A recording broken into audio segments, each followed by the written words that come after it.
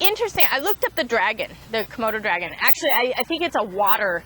So it's a monitor lizard. A Komodo dragon and the monitor lizard are the same, but I think this one's actually a water monitor. So it's geared towards the water, and they have a word for it, and it's called here. But it says it's pronounced here. I don't know. I'm like, does this person have a Boston accent? Because it's spelled H-I-A, but they said pronounced H-E-A-R, like here. So I'm like, is it here? Like Boston accent? It looks like here, but it might be here. I don't know. I think it might be here, but you know, here with a Boston accent. But I come from Boston, so anyway. But it was saying that the dragon or the here is.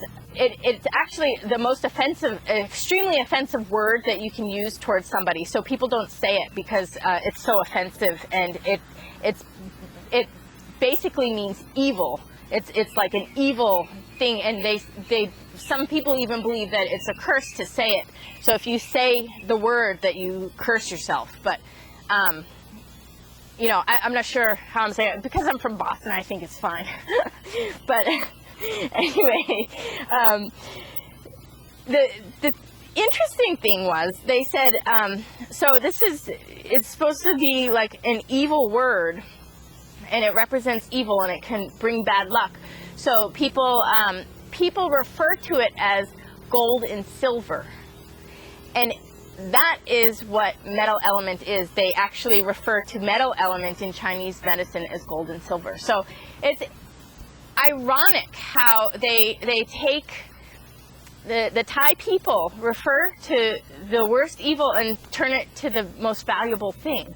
And you know, I mean, this is not. I think this really represents what people do in the world, and this is about the fact that people will value something that is horrible and doing horrible things, and it's like people's values are so messed up. And I have to say, I was afraid to tell people that, yeah, I'm waiting for this thing to come back because I'm so paranoid it's going to kill more chickens, and you know, it's hard for me to leave right now, and if it comes back and I have to fight it, you know, I'm not going to hesitate to kill it. I mean, it could kill me.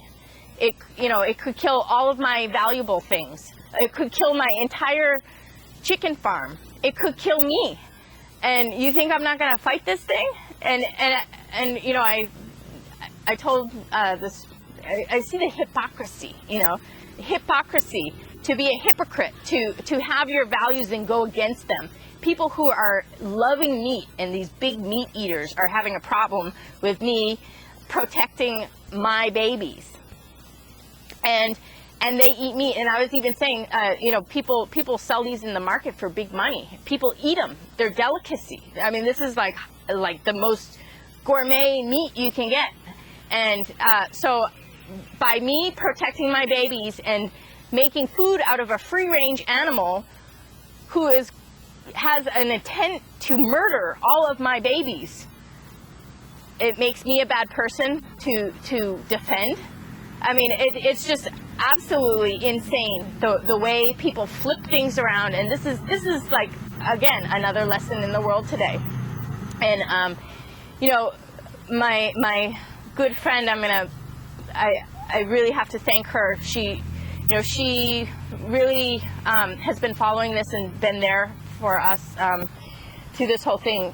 Joan Elizabeth, and she was, you know, saying you need to kill the murderer, and I know I do, and I was like, I'm afraid to say it, and she's like, you know what, you would be amazed at how people will embrace that and be okay with that. And the funny thing is everybody knows the flip side of it is, I see this all the time on chicken farms. You know, this snake comes in and kills, like, you know, 10 babies. I mean, gluttonous, evil can be in life, and it can be so out of control and really overtake boundaries and not respect boundaries and not respect, I mean, normal nature of predator prey. You take the weak, you take the one that is having the miserable life, that doesn't have anything, and that is sick and weak, and that's the one that gets picked out.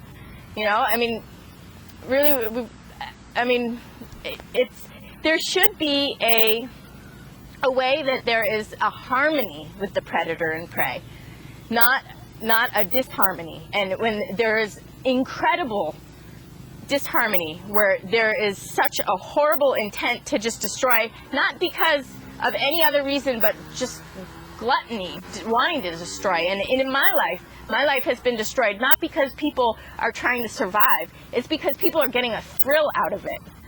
Because people want to eliminate the good. Because people are jealous, because of people's sick natures, they are destroying the most positive, important things on this planet. And this is like what is happening now. And then to wield the sword to save the life, to save the presence of God, to save the presence of the divine, we get, massacred. Like, oh, you can't do that, that's not spiritual. I mean, people have a problem with me talking about evil, and there is not a religion in the world that doesn't talk about evil. I mean, every religion in the world talks about good and evil. We need to understand it, and it's about understanding good versus evil. If we think, oh no, all evil is good and all good is evil, you know how confused everybody is? I mean, that is just not working. We need to understand what is out of line, and really bring that order, bring that divine order to life, and that's the metal element. So anyway, I'm not going out hunting for this thing. If it comes here to kill my babies, self-defense, and there's this other baby. I'm going to show you this baby. I have no problem with the Komodo dragon. I have no problem with the lizard in my yard, because it's in harmony with my chickens. If there's one not in harmony, just coming to kill, and to the way that nature set it up to take yiki, I mean, it's the message, and this is the story of my life. And people think, oh, it's not spiritual to say evil. It's not, you're low vibration to say evil. You're low vibration to want to kill the murderer. And this is not low vibration. This is the spiritual warrior. This is, people, I understand you can take the message of Allah and go kill a bunch of innocent people, but that's not what it's about. I'm talking about killing a murderer. And this is what my friend, Joan Elizabeth, was talking about. And it's not about hurting somebody or having the intent to hurt. It's about having the intent to protect the valuables, because you know what, this world is not going to make it. There will be no evolution, there will be no planet Earth, there will be no life, there will be no human species if we don't start protecting the valuables. If we allow all of the rapists and the murderers to go on a rampage and promote them, you know where this human race is leading? Because no one can survive. No one can survive with that. We need to all be in harmony and make sure that everybody's in harmony, and not that we want to kill. That's not the intention, to kill, but to preserve is if something wants to jump onto my sword, they jumped onto it. What do you want me to do? That is even in the Bhagavad Gita, that Krishna says to Arjuna, Arjuna is having struggle. He doesn't want to kill, but Krishna says sometimes you need to save a life, and if that means to kill, something that is completely out of control, taking all the sacred things, killing off all of our most precious things on this planet that we need to exist and to thrive. If it's killing the innocent, we need to stop it in any way we can. If there's no other way but to kill, then that's what happens, And it's not about the intention to kill, it's about the intention to protect. And this is the path of the warrior, and it's against my nature. This doesn't make me feel good, and I'm scared to do it, but I'll do it because it's survival, and I'm not going to think about it. I'm going to be in the moment and save my life and save my chickens' lives. And that is the spiritual warrior, and that is being true to the presence of God and to the presence of the divine, to be a channel, and to protect, because things are out of balance and we need to bring this balance back in. We need to recreate this order, because right now the disorder is that this hypocrisy. The meat eaters are complaining about something that's going to murder a bunch of chickens, and the dragon doesn't even eat the chicken. It just kills them. It doesn't even eat them. So at least somebody's eating a dragon, rather than a bunch of my loved ones just dying for no reason. I mean, it just doesn't make any sense at all. So really we need to, step back and use that wise judgment and know that, okay, if I allow this child molester to go out and have a bunch of children so that they can have a bunch of sex with their children, that's not okay. I need to do what I can to stop this child molester. I need to do what I can to tell this child molester that they should not be having children, and that I need to take these children away from that child molester. You don't allow a child molester to keep a child to continue to abuse it. If the purpose of a child in a person's life is to abuse, take that child away. That is not okay. And for people to say that, this is a parent and they have a right, well, a person's right stops where, you have a right to do what you want until your fist hits my face, and now your right is taken away. Your freedom is taken when you take another's freedom. So I'm not taking anybody's freedom, and I never choose to do that. I liberate everyone. In fact, to free somebody who is doing horrible acts of their life, to stop that person from doing horrible acts allows them freedom. That gives them freedom, and it frees everybody else. It's the ultimate freedom for all human beings. So, it's just really to have that wise perspective and not be, a stupid thinking that all good people are evil and all evil people are good and there's no such thing as evil, and let everybody do whatever they want. This is not okay. And this dragon, or this monitor, was 8 feet, and 8 is the number of life, the life force, which is good and evil, and it keeps recycling samsara. We keep coming back, and we cannot exist until we eliminate this evil, until we get the right order. And then when we create our structure and our order for this world, that is when the health of the body and the spirit and the mind can start to sustain life, and we actually can evolve as a human species. So anyway, we got this little Halloween thing. I'll show my friend, we were talking about the mass, and she was talking about, she actually had these dreams about this jaguar, and I usually look like this feeble fawn, like barely able to stand. That's how people perceive me, and I do resonate with that type of person, but that's not really me. My nature, it is that way, but I also have another side to me that is, I have a name, Jaguar Woman, and I'm the Black Jaguar. And it's funny because I appear so innocent and vulnerable, so all the predators come after me. And turns out I take off that mask and put on my other one, and really I'm just in the middle of it all. I'm none of this all the time. I don't like to be the jaguar, but if I have to be, I am. And the jaguar is the deep subconscious. I can see the depths of people, and I can see the intricacies. I can see the hidden. I can see behind the mask, so I can see who everybody is anyway.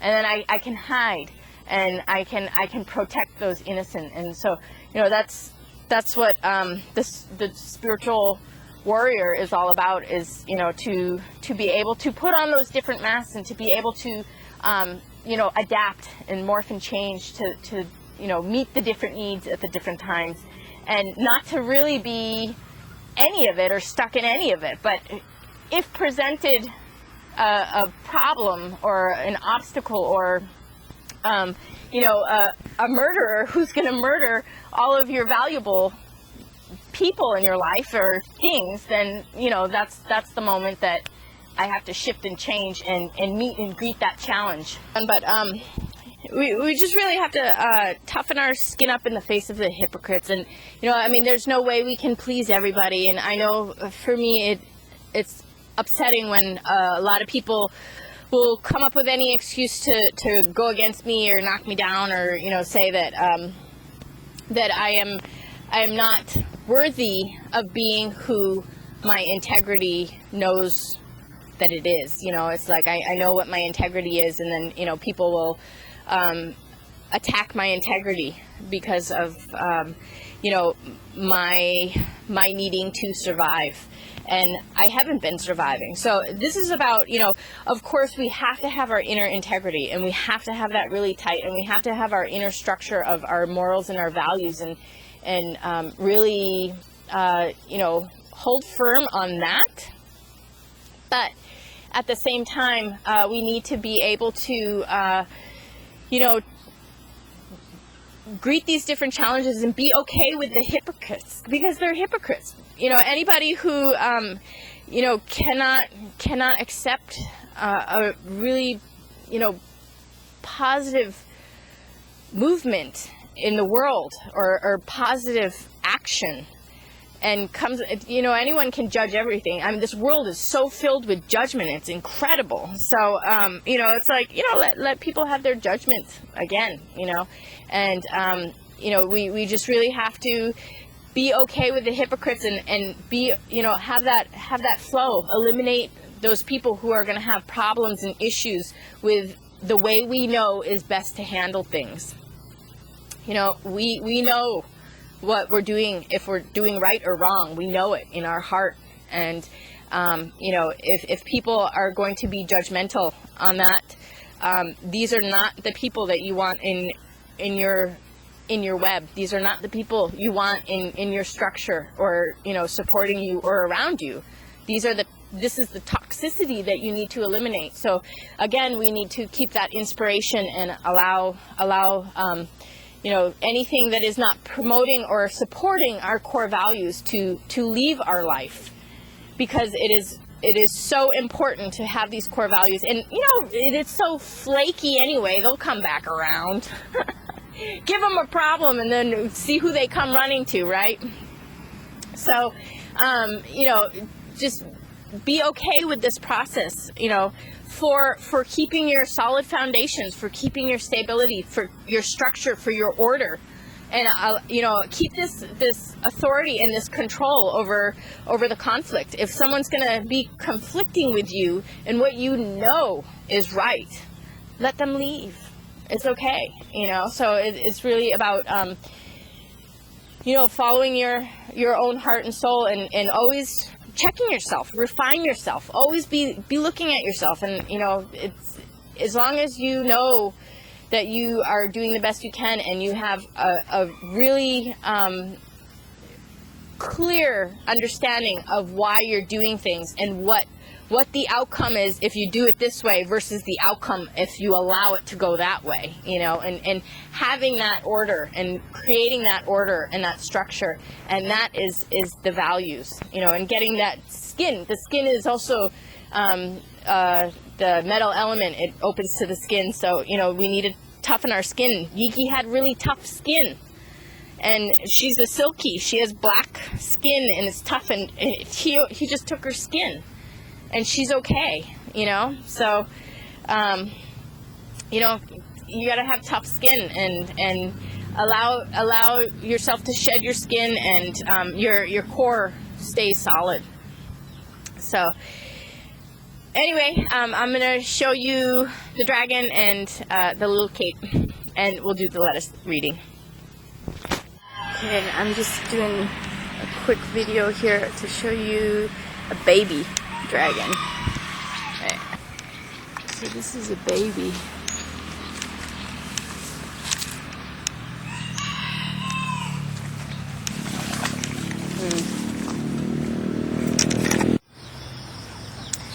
Oh.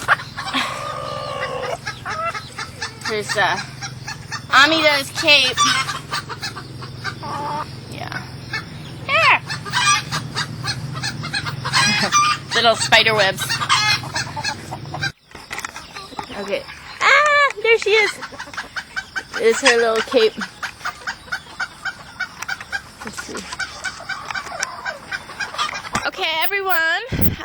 So we have our live chicken oracle reading with the lettuce, and I'm going to do a reading for our core values, how we protect our values and how we build our values, and what we need to do for creating a life of values for ourselves, and preserving it and keeping it solid. So she's wiping her. Oh, this is Sweet Corn Baby, and Sweet Corn Baby has to do with cultural beliefs.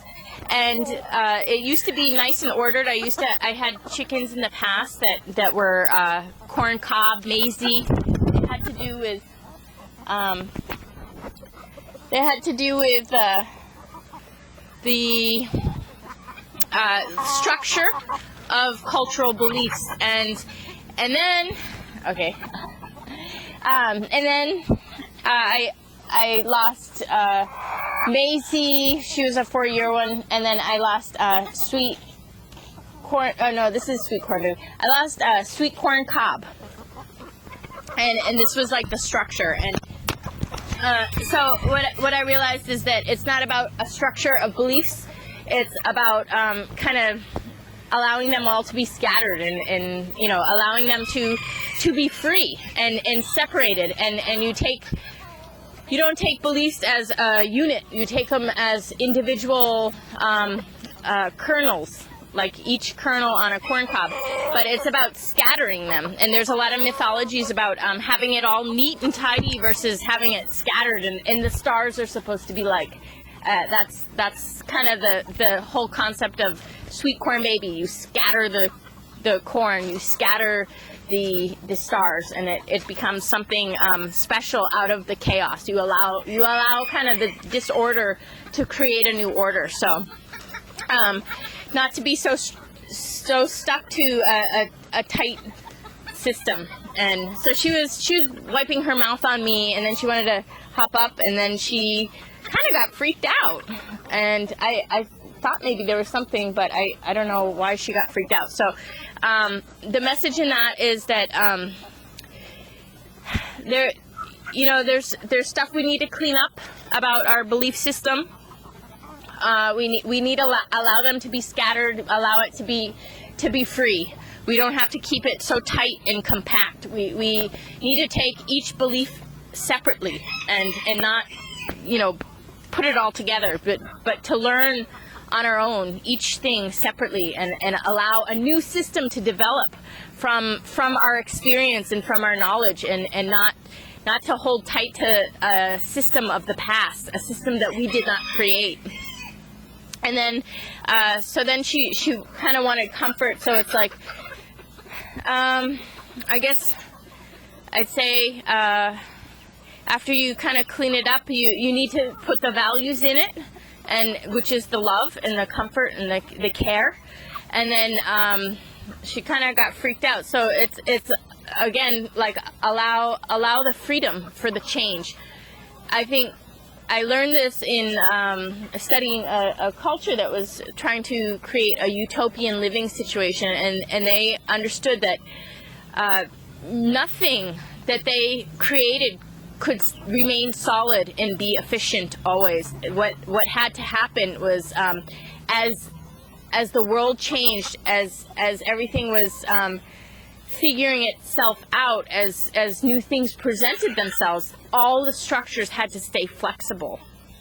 And in that flexibility and in that adaptability to the new situations and the new times, that was what worked. So you have a great thing that works, and then things change and it doesn't work anymore. So you need to keep everything flexible and allow things to be spontaneous, the responses, and be okay with the flexibility of things, and adaptability to new situations and new elements that present themselves. So okay, that sorted our whole thing out. Okay, and now I'm going to do the lettuce reading. I think everyone got bored. Let me see if I can get everyone excited again.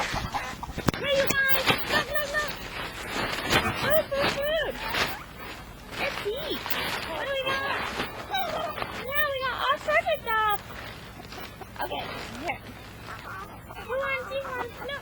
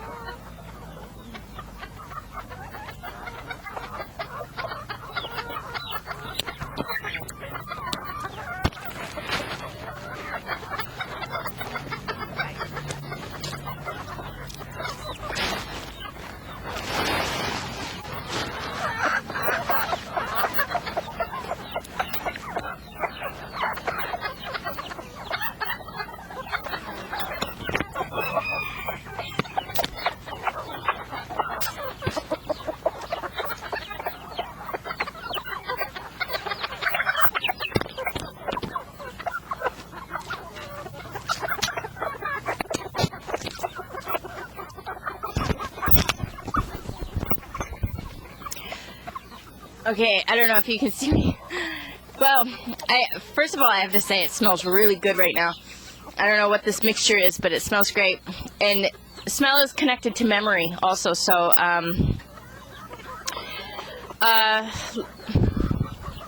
really rely on memory, I guess I would say. What was good, what was bad. Allow the impressions of the past to shape your present and help you to make your decisions for the future. We started out with Aisha, and Aisha is the don't worry chicken. She is that, everyone has their limitations and everyone has their desires. Sasquatch. And everybody has their drives, and it's not just about us in our lives and what we want to do, but it's about what we can do in the world around us, and working with everybody else's limitations and passions and desires. So really, we can put our heart and soul into what we want, and we did get dandelion at the end. So also, of course, we want to put our own heart and soul into our framework for what we want to do, and make our wishes. She's make a wish, and set our willpower, and set our intentions, and go forward with that, and send out our seeds, and live your life with your integrity, with your intentions, and allow things to happen for you in timing. And that's what Aisha is all about, is that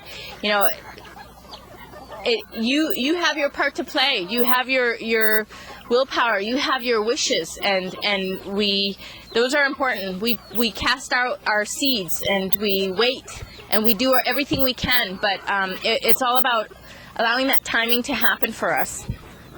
And then what do we get after that? We got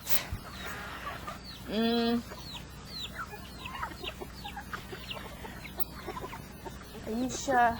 Oh, we got that was interesting. We got Uzumi, which is happiness, and she's a key to manifesting. It's about playfulness, and really make that your core value. Honestly, I mean, having happiness is everything. It's not about the outcome. It's not about what we have. It's about how we can experience our moment to moment. So, no matter what we're going through, it's like we can definitely we can make the most of it, and really there are some things about our existence that you just cannot take away. For example, it's like people take your valuable things in the external world, and you create more valuable experiences from that. So and then we had one more. Who was that? Oh, Amida.